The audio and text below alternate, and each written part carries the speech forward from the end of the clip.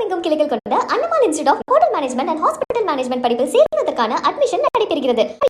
விமான எரிபொருள் விலையை கட்டுப்படுத்த 10,000 கோடி ரூபாய் ஒதுக்கீடு செய்ய மத்திய அமைச்சரவை கூட்டத்தில் ஒப்புதல் அளிக்கப்பட்டு உள்ளது.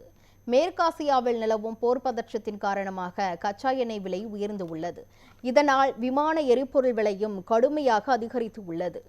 வான்வெளி கட்டுப்பாடுகள் காரணமாக விமானங்கள் வழக்கத்தை விட நீண்ட தூரம் பயணிக்க வேண்டியதால் விமான இயக்க செலவுகள் உயர்ந்துள்ளன.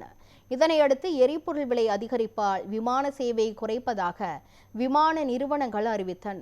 இந்த நிலையில் எரிபொருள் விலையை கட்டுப்படுத்த 10,000 கோடி ரூபாயை ஒதுக்க மத்திய அரசு முடிவு செய்துள்ளது. டெல்லியில் பிரதமர் நரேந்திர மோடி தலைமையில் நடைபெற்ற அமைச்சரவை கூட்டத்தில் இதற்கான ஒப்புதல் அளிக்கப்பட்டுள்ளது.